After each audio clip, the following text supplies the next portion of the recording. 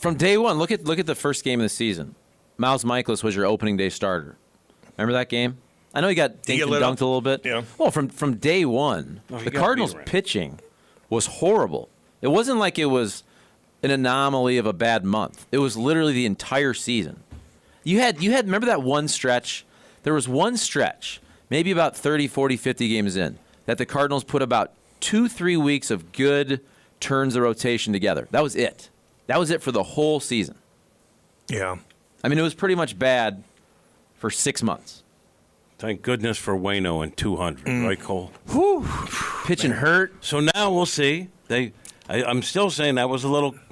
I'm a rights holder, but when they say 3 starters, then they go, "You sow 3 starters." Well, we'll look at that. But also, we'll see what they do. Aren't they? Look, I want them to get 3 starters. Aren't they already? I know this is being reported this way. So when they tell Derek Gould, for example, we're going after Aaron Nola and Sonny Gray, I get that, and they probably really are. You're going to sign both those guys? You're going to win a bid for 2 of the top guys? Again, I'm not saying that means the Cardinals are interested in those guys. That doesn't mean they're going to sign them. I just think that already starts an expectation standard that is going to be almost impossible to reach, in my opinion. I believe they're going to pay, maybe overpay, to get one of the frontline starters. They'll overpay. Check that. Check that box. Then they're going to have to part with pieces that are going to hurt to get a second starting piece. And then the third, I think, Trevor Bauer. They're going to hire a guy or bring in a guy who may not be a frontline starter, but will give you innings. So I think that'll be the 3. Rich Hill. Ugh. Trevor Why Bauer's not? innocent. Why not? Because he's going to be 44. Go out there and give you a nice 5th starter production. Nice 5th starter? What was his numbers this year? I was half kidding. I don't even know. Kat, what are your thoughts on the new ambassador to Ukraine, Marina Abramovic? Are they trying to get me? Marina Abramovic. 5.41 ERA. That's not good. No. Who, what? Marina Abramovic has a 5.41. Yep. Rich Hill. No one's thinking Rich Hill. You're I gonna hope not. see, if it comes down to it, you're gonna see Zach Thompson ahead of something like that. Yeah. So Who is that? I didn't know about the ambassador. I don't know either. how does this media game get played? So like when sources are telling Derek Gould that the Cardinals are going to go after these 2 specific names, who do you think is telling him that, and what is the advantage for the Cardinals leaking that information? So the problem is, whether it's I don't think it's a Cardinals. leak. I think it's just a discussion. or it could be agents. See, that's the whole thing, is you never know where it comes from. Yes. And a lot of times, a lot of what we read is wrong. I'm not talking about Gould. This has nothing to do with him. Yeah. But a lot of what you read is wrong because it's leaked for a purpose. Now, every once in a while, you'll get someone in a team front office that'll give you something real. Okay, but how do you decipher what's real and what's not when there's agents also putting out stuff? Sometimes it's just smoke over here to hide something that's going on over here, or to create a market where a lot of it is trying to create a market for your client. Yeah. So agents who are credible agents will say stuff that doesn't pan out because they're trying to create something. Also, general managers or president of baseball ops do the same thing. Maybe they are after one guy, but they will leak that they're after another guy so as to hopefully enhance their position. It's been my experience with legitimate people in front offices. They don't want to say anything because the more they say, but put it this way, when they say something, it doesn't help their quest for whatever they're trying to do. Right, you're It tipping your doesn't hand. help. So you'll get a lot of misinformation, misdirection, and a lot of it comes from agents that are trying to throw you off the track or create a market for their clients. So why does that stuff even get reported? Well, then if you're a reporter and you know the game, you know that it's all just a leverage play and that it's probably all smoke and mirrors. Well, I'm not going to put Gould in there because I think he's a very responsible guy. Well, But I'm not trying to single but him out generally because this speaking- happens all over America. Generally speaking, and I'll put you in that class, and I'm not trying to kill you on this, but you're a young guy. You read something and you're like, oh, this is going on. No, it's not. Sometimes it's just someone got a piece of information that they haven't vetted, but it's so competitive. I want the clicks. I'm putting it out there. It doesn't hurt me to put it out there. I'm going to say, sources are telling me this. And then if it doesn't go out, you go, well, the sources were wrong. but you still got the clicks.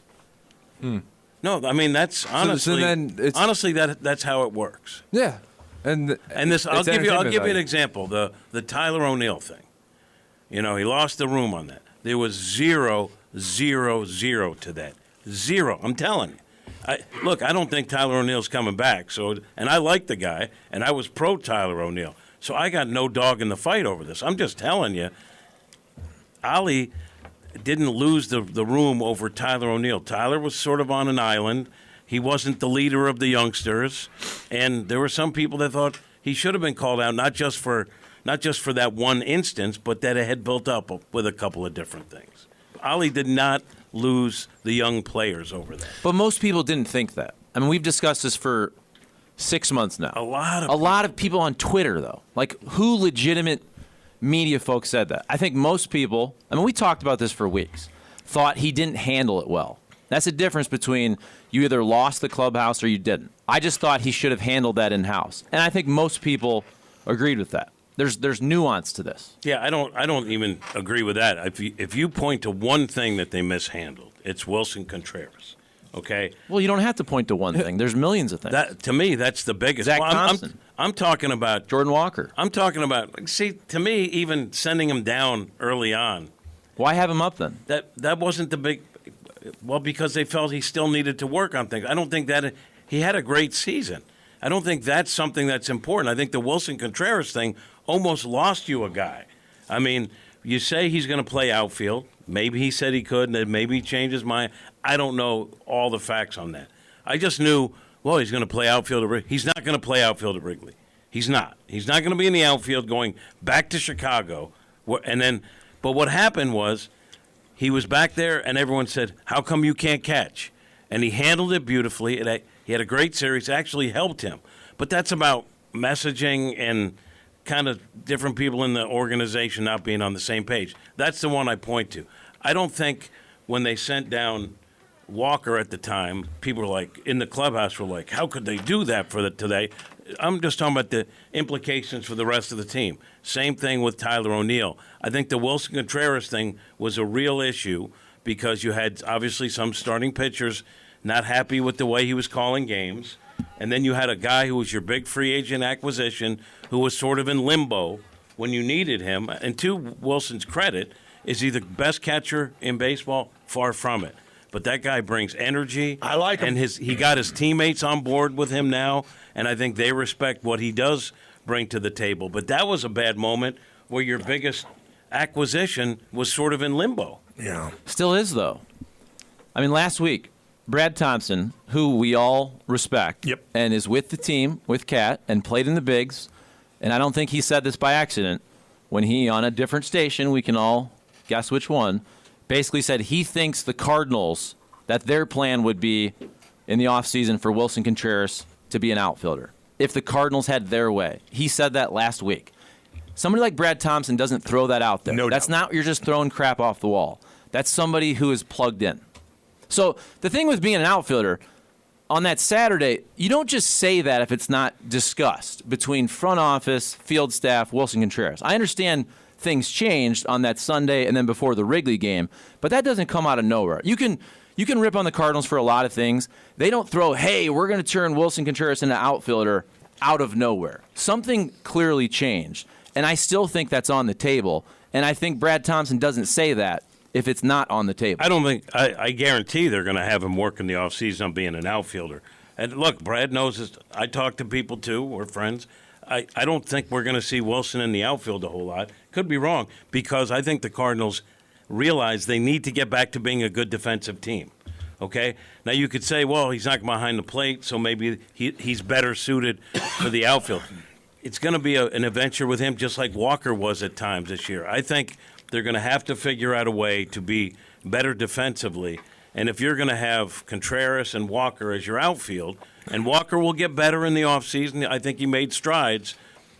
I think you want better defensively. It's a challenge to figure out and put all the pieces together. But I don't think we're going to see. We could see it. I don't think we're going to see a lot of it. But I'm I think not it's saying hard. they're not going to ask him to try it. Yeah, I think, let's be real about this. And you can look up Fielding Bible, defensive run saved. It's going to be really hard to be a good defensive team with Willson Contreras being your everyday catcher. That's just the truth. He's a very good hitter. He's not a good defensive catcher. Yeah. And defensive catchers, we're talking about, there's only a couple positions where you really want defense. Shortstop, catcher, center field. I would much rather have a butcher in the corners than a catcher. But then you might have two guys who are still feeling their way, as and that's just a bad recipe too. Like Okay, I but said, it's worse.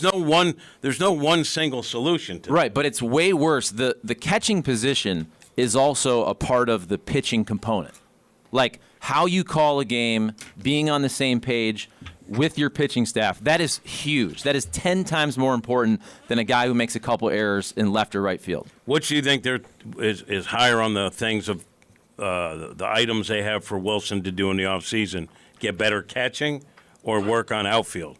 Like I said, I'm not saying they're not saying let's get out there and get comfortable as you can in that position, but I guarantee they're giving him a long list of things to do defensively as a catcher. Okay, but let's be real about this. The man is 30, he's 31, I believe. Is he going to be 32 next year? He's been in the big leagues for 8 years. Is he going to get better? Is he going to get significantly better as a defensive catcher at age 32 in his 9th year in the big leagues? At some point, you also just are what you are. I mean, can you improve 5% or decrease in efficiency 5%? Sure. This is going to be year 9 for Willson Contreras. At some point, you are what your stats say you are. I'm not disagreeing, but I think you can improve more than 5% if it's not something that you put a lot of stock in because you weren't asked to, because you were known as a bat. Okay, now we need you to be a bat and be better defensively. I think it's similar to saying you're a bat, but now you're an outfielder too. Work on that. Like I said, there's no perfect solution. Right. There's no perfect solution because the Cardinals already made the deal. Yes. So you have to make, and this is why the outfield thing to me is fascinating. It's not ideal, of course. When you make this deal last winter, to say that we're considering Willson Contreras as an outfielder, it is a massive failure. However, you already have the dude on the team. He's got a 5-year deal with an option, and you're not going to be able to trade him.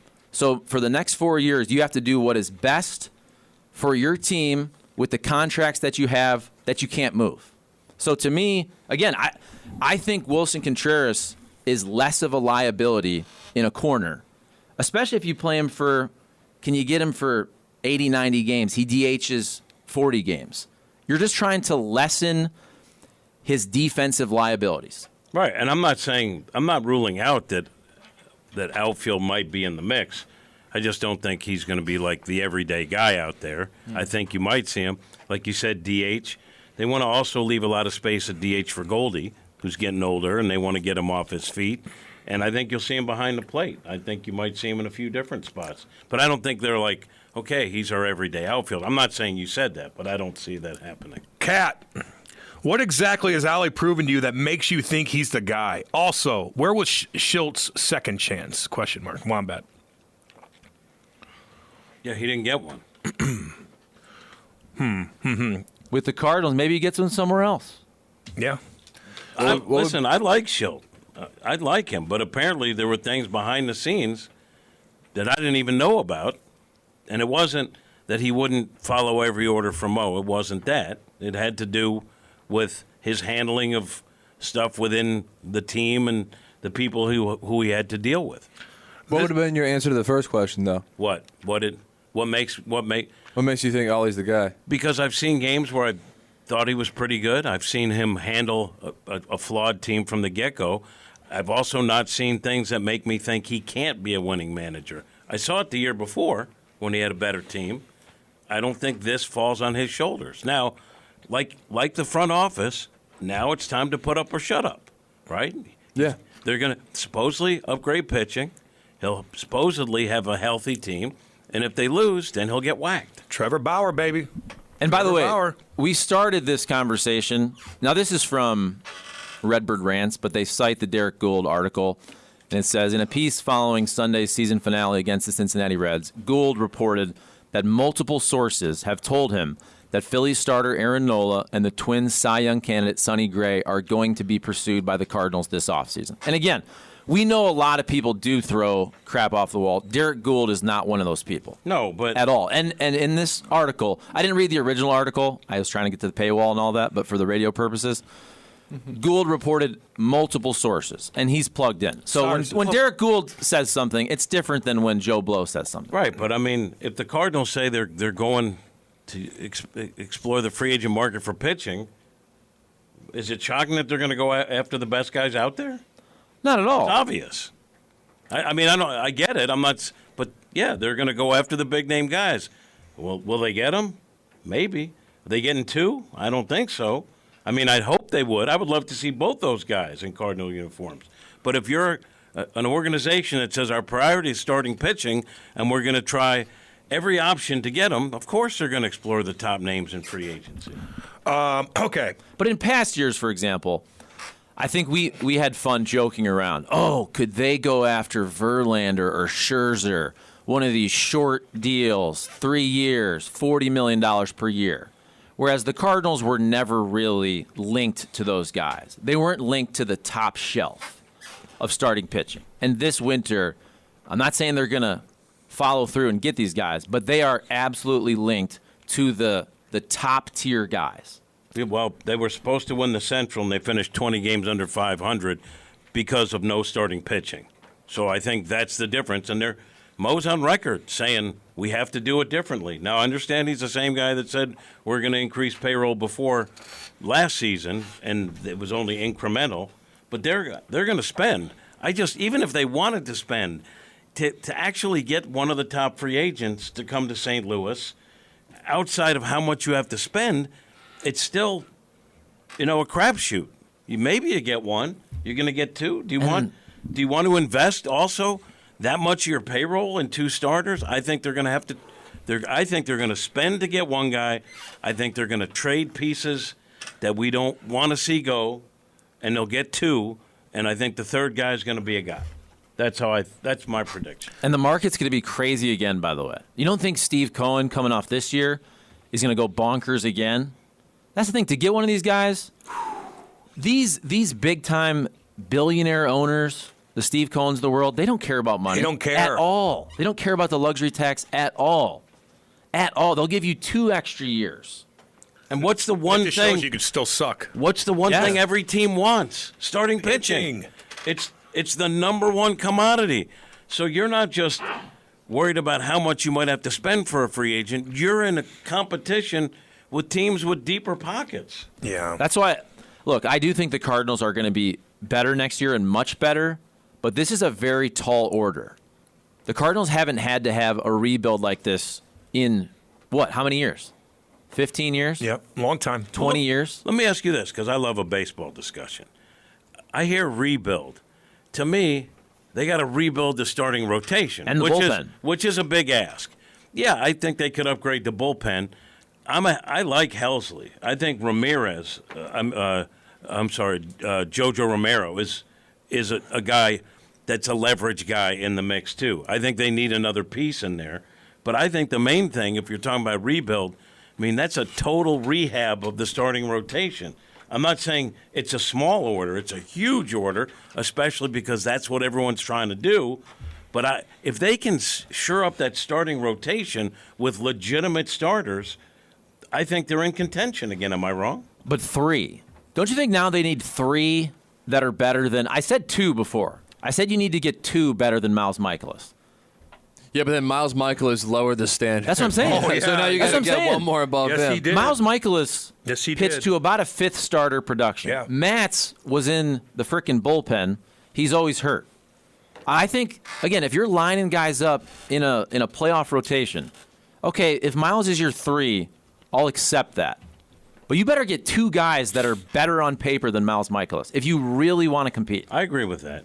But I honestly think it's going to be 2 guys that are frontline starters and another guy. I agree, if at all. Gino chimes in last and goes, guy. Contreras was a World Series catcher. Want to see him better defensively? Give him a pitching staff that could actually pitch. Klaus chimes in. I hate Ali Marmol and John Mozeliak so much. If I could save either of them from a burning building, I would not. Well, that's a little hard. See, 586. Cat sucking up. My God, does it ever end? Put a name down, 586, by the way. yeah, 586 is always texting without He's a name. chirping. Cat, are you drunk? Little Ali does nothing well. Give your head a shake. Irish Sean. You know, it's funny though. If they do upgrade the pitching staff and they're back to winning, then he's good again. Mm-hmm. No, I get it. again. It was awful, and then it's awful. No, he was fine before.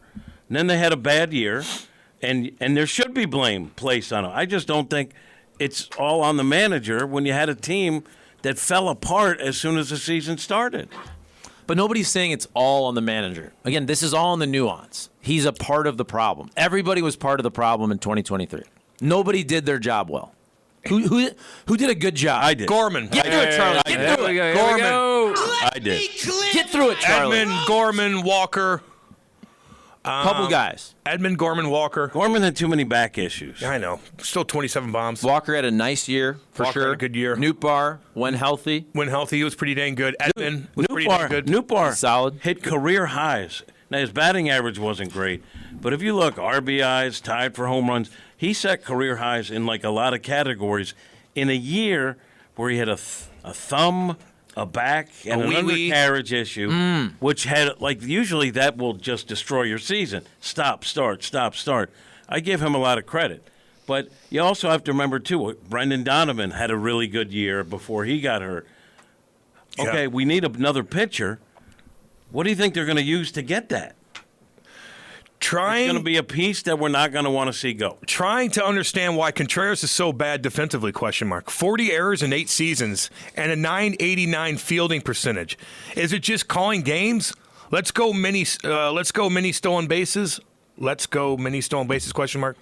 It has to do with handling a pitching staff. I mean, Yachty was great at it. Great. And even when he was older and didn't move like he had in the past, it's the smaller nuances that pitch framing, things like that. Yep. I mean, and there are stats for all that stuff. That's the difference. But I think really it's calling a game, being familiar with what the pitchers throw and what will work in certain situations. Yeah, keep the flow going. That's the thing. It's hard to quantify some of this, which is why I try to go to defensive run save, because you can't quote, in my opinion, fielding percentage and just errors for a catcher. There's a flow and a rhythm. And this is where early on, look, Jack Flaherty wasn't good here, then he wasn't good with the Orioles. So I don't put this all on Willson Contreras. But there were multiple pitchers who were not liking the sequencing and the flow of calling a game. And that's just a thing where if you're not on the same page, you're constantly shaking, you're constantly stepping off. There's a rhythm to the game that you have to be on the same page with the catcher. And look, clearly something was going really wrong a month in to make that dude in year 7 sit out for a week. Yeah. Like whatever exactly it was, and we don't know exactly, but we can read from what Michael Kay had a report that Willson Contreras was calling pitches that the pitcher didn't have. So, for example, he's calling a slider for a pitcher that doesn't throw a slider. If that's true, and that's a pretty reputable guy, again, you don't go to a drastic measure of taking a catcher in year 7 in the big leagues and saying, we're not going to let you catch for 8 days unless it's something substantial. You're calling a pitch that a pitcher doesn't throw. And everyone said, well, it had to be Jordan Montgomery because Kay's a Yankee guy, and that came out when the Yankees were in town, and I found out it wasn't him. I don't know who it was, but it wasn't Montgomery that leaked that to Who's Kay. your source?